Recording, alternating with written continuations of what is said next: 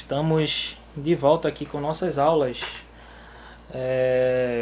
seguindo o tema do nosso livro que nós estamos trabalhando, né? Que é o Manual Compacto de Geografia. E o assunto, dando continuidade àquilo que a gente já tinha trabalhado, aquilo que a gente já tinha proposto, né? Já estava elencando. Vamos agora entrar na parte de divisão política do Brasil, regionalismo do Brasil. E a gente vai estudar seguindo as estruturas daqui do manual, do livro Manual Compacto de Geografia, né? E antes de mais nada, eu já peço a vocês que estão vendo esse vídeo, curtam, dê um like ou dislike, né? Porque aí fica melhor para eu ter o retorno sobre o que é que vocês estão achando do meu trabalho, do que eu estou produzindo aqui. E se puderem, se inscrevam aqui no canal, se vocês gostarem. Eu peço para que vocês, por favor, me deem essa força. Peço para que vocês se inscrevam no canal para fortalecer meu trabalho e a gente continuar difundindo informação, difundindo a educação, que é o meu principal objetivo aqui. Estou distribuindo esse conteúdo gratuitamente para qualquer pessoa aqui no YouTube, qualquer pessoa, também no Instagram IGTV, né? Que esse vídeo também vai para lá, né? Meus vídeos primeiro eles vão para o YouTube, né? Aí se você quer assistir primeiro com exclusividade, você vem aqui no YouTube e no dia posterior que esse vídeo for lançado no YouTube, eu posto ele no IGTV, né?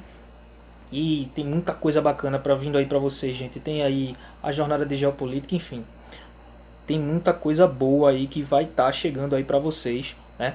E votem lá na enquete. A enquete está lá lançada, né? Está lá lançada a partir do dia 28 de abril, né? Eu lancei uma enquete lá no Instagram, nos stories do Instagram, perguntando a vocês se vocês querem a jornada de geopolítica. E eu digo, hein, se vocês votarem que sim, vocês não vão se arrepender, porque o conteúdo está muito bom, o conteúdo vai ser muito bom, as discussões serão muito boas e garanto a vocês, vocês não irão se arrepender se votarem sim, né? Então vão lá e votem para eu saber, né, o retorno de vocês, se vocês querem a jornada geopolítica, né? Eu vou dar uma introdução sobre geopolítica. Eu já dei também uma introdução sobre geopolítica no outro vídeo que eu lancei ontem, né? Que foi o vídeo discutindo sobre o futuro do canal. E aí eu dei um pouco da introdução sobre o que é geopolítica, né? Se você não sabe o que é, vá lá nesse vídeo que está disponível tanto no YouTube quanto no IGTV e vão lá para vocês terem uma base e um entendimento sobre o que é geopolítica. Mas enfim, voltando ao nosso conteúdo aqui, sobre divisão política do Brasil, eu estou usando o livro Manual Básico de Geografia, né, como a nossa base teórica para que a gente estude e faça esse conteúdo. E antes de mais nada, né, vamos voltar ao conteúdo aqui sobre divisão política e vamos saber o que é que o livro aborda sobre a questão de divisão política do Brasil. Vamos lá. Divisão política. Segundo a Constituição de 1988, né, que é a última Constituição que o Brasil teve, né, está utilizando nos dias atuais, o Brasil é uma república federativa, né? O Brasil é uma federação com o nome oficial de República Federativa do Brasil, composta de 27 unidades político-administrativas, sendo que 26 são estados e um é um distrito federal, onde se localiza a sede do governo federal, né? O Brasil tem 26 estados e um distrito federal. Vamos saber o que é a federação, né? A federação, o governo federativo é aquele governo em que um estado, né, ele é descentralizado, ou seja, os estados, né, Pernambuco, Alagoas, Paraíba, Piauí, Maranhão, São Paulo, Minas Gerais, Pará, Amazonas, os estados eles têm a sua própria autonomia, a sua própria governabilidade, né? Aí é que está a diferença de um governo unitário de um governo federativo, né? No governo unitário, né, o governo federal, né, o governo central do país é que toma as diretrizes sobre as suas províncias, sobre os seus departamentos, sobre os seus estados, né? O governo federal é que governa os próprios estados. No governo federativo, não. O governo federativo, as próprias federações, né, os próprios estados têm um governo próprio, né? No governo unitário, não. No governo unitário, o presidente do país, ele controla também os estados. E aqui no Brasil, como a gente tem uma experiência de uma república federativa, os estados têm a sua própria autonomia. mas vamos entender essa autonomia que os nossos estados têm. O Brasil, né, os estados, né, o que representa a simbologia dessa autonomia que os estados brasileiros têm são as estruturas que os nossos estados têm governadores, os nossos estados têm deputados estaduais e tem a sua Assembleia Legislativa, né, que servem para essa Assembleia Legislativa servem para gerir, né, as diretrizes de governabilidade do seu próprio estado, né? No federalismo brasileiro há uma forte centralização do poder, né, político em torno do governo federal, com enfraquecimento e autonomia dos estados. Assim, podemos afirmar que, no caso do Brasil, a federação apresenta algumas características que a diferem, por exemplo, como a Federação dos Estados Unidos da América, onde os estados, de fato, têm uma autonomia política. Aqui no Brasil, os nossos estados eles ainda dependem muito fortemente do governo federal. Os Estados Unidos é um exemplo do que a gente tem de república federativa, né? Os estados estadunidenses eles têm uma grande autonomia. Por exemplo, os estados estadunidenses têm as suas próprias constituições, têm as suas próprias leis e tipo há coisas que uma federação lá se permite e outra não. Por exemplo, em alguns estados dos Estados Unidos, né, é permitida a pena de morte. E em outros estados, a pena de morte ela não é permitida. Então, não existe um consenso dentro do âmbito federal sobre isso. Cada estado adota o sistema que quiser. E eu acabei de citar esse exemplo da pena de morte, né?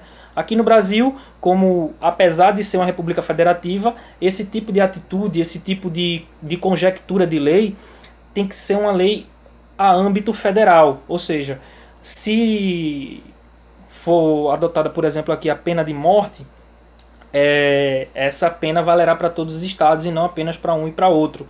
E isso é o que difere a autonomia, né? Nossos estados possuem um certo grau de autonomia e não uma autonomia total como os estados estadunidenses.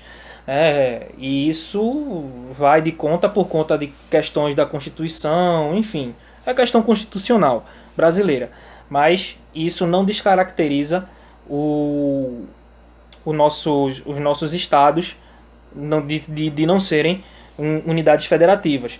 Por exemplo, nossos estados aqui tiveram a autonomia de adotar, a gente está aqui nessa questão da pandemia, nossos estados aqui tiveram a liberdade de adotar medidas restritivas ou não. Apesar do governo federal ter uma ideia de não achar necessária as medidas restritivas, os estados eles adotaram as medidas restritivas. E isso se dá por quê? Por conta da autonomia em que a República Federativa, esse sistema de República Federativa oferece, esse sistema federalista oferece. Então, é isso que caracteriza.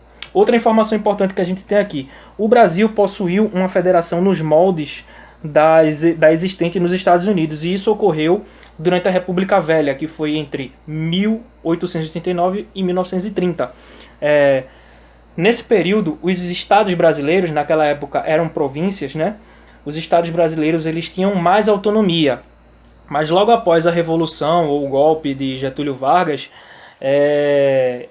essa questão de autonomia federativa dos estados, ela morreu. O Brasil, durante a era Vargas, ele virou praticamente um estado unitário, né? E só depois, ao período da redemocratização do Brasil, os estados foram voltando a ter a sua autonomia de uma república federativa. Nota-se que no período da República Velha, os estados federados brasileiros tinham direito a milícias estaduais, que seriam os próprios exércitos, né? Alguns exércitos eram maiores que o outro, outros poderiam também ser, outros exércitos poderiam ser melhores que os outros. E isso era uma autonomia que existia durante o período da República Velha e hoje não há mais esse tipo de liberdade constitucional, né? Que, como eu disse, a autonomia dos estados brasileiros hoje é uma autonomia um pouco mais limitada, né? Como há ainda uma forte centralização do governo federal. O governo federal ou a União é constituído pelos poderes executivo, exercido pelo presidente, ou seja, o presidente da República, ele é o representante do poder executivo. Legislativo, que é constituído pelo Senado e pela Câmara, né? Os deputados federais e os senadores, eles representam o poder legislativo, eles legislam, né? Eles controlam as diretrizes orçamentárias, as leis, né, e as atitudes do executivo. E o judiciário, que é representado pelo Supremo Tribunal Federal, né, que a gente conhece como STF, fazem parte também do governo federal. São atribuições do governo federais que vêm para garantir a soberania e a administração do Estado, né? E também são responsabilidades do governo federal emitir moeda, representar o país em organizações internacionais e elaborar planos nacionais e regionais setoriais para o desenvolvimento econômico e social. O Brasil também possui a sua divisão regional, né? As divisões regionais brasileiras são aquelas que nós conhecemos, como Norte, Nordeste, Centro-Oeste, Sul e Sudeste, são as divisões regionais do Brasil, né? Essa divisão regional atual nossa, ela foi estabelecida em 1969 pelo IBGE, né? O Instituto Brasileiro de Geografia e Estatística foi quem definiu a atual divisão regional do Brasil. O Brasil já teve várias divisões regionais, desde o período colonial até a atual, né? E os critérios utilizados para essa divisão regional brasileira são critérios como, por exemplo, a localização, ela é fundamental, e elementos naturais, como clima, vegetação, e os aspectos sociais e econômicos, eles são bastante influentes para definir em qual divisão regional, em qual região o estado pode se localizar, né? Essas regiões são chamadas de macro-regiões ou grandes regiões, né? Que eu acabei de explicar a vocês. Norte, Nordeste, Sul, Sudeste e Centro-Oeste são as macro-regiões brasileiras, né? E existem também as regiões geoeconômicas, que a gente vai adentrar nesse conteúdo posteriormente, né? Outro que é esse tipo de complexo, né? De divisão regional geoeconômica, né? Que são as regiões Amazônia, Nordeste e Centro-Oeste, que são as regiões geoeconômicas brasileiras, né? E, bem, pessoal, a gente trabalhou dessa forma, né? Na verdade, o IBGE trabalhou dessa forma, né? Utilizou esses critérios como base para fazer essa divisão regional brasileira. Bem, com esse conteúdo, a gente vai findando mais uma aula. Essa aula vai estar disponível no YouTube. E posteriormente, né, à medida que vocês forem votando, a gente vai também eu vou elaborando já um conteúdo sobre a geopolítica. E a gente vai explicar o que é geopolítica, né? Posteriormente a esse vídeo, irei fazer outro respondendo a dúvida dos inscritos, a dúvida dos espectadores do IGTV, né? Espero que vocês tenham gostado desse conteúdo, né? E estarei amanhã de volta para produzir mais conteúdo baseado no nosso livro e também conversar com vocês sobre outros conteúdos que pretendo abordar, né, com a orientação de vocês. Muito obrigado, pessoal. Valeu, né? Não se esqueça, se vocês curtiram esse vídeo, gostaram da minha fala, gostaram desse conteúdo que eu elaborei, dê um like e se inscrevam no canal. Valeu, pessoal. Obrigado, tamo junto.